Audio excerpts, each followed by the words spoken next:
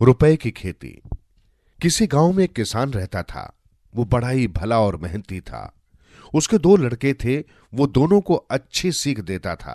कहता था, जो बोओगे वही काटोगे।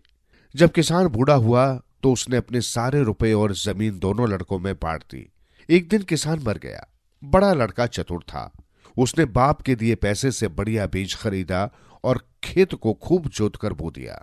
छोटा लड़का बहुत ही भोला था।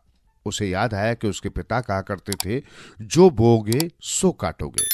उसने सोचा कि यदि वो रुपयों को बो देगा तो उनकी फसल उगेगी और अनाज की तरह उसका घर रुपयों से भर जाएगा। ये सोचकर उसने सारे रुपए खेत में बो दिए।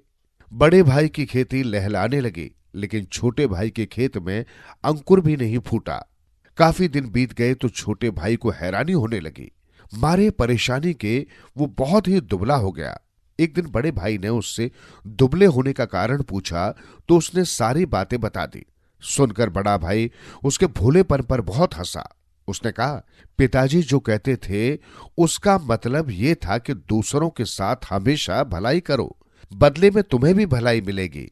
वो छोटे भाई को साथ लेकर उसके खेत में गया और रुपए ढूंढकर निकलवाए। उनसे बीज खरीदवाया और खेती कराई।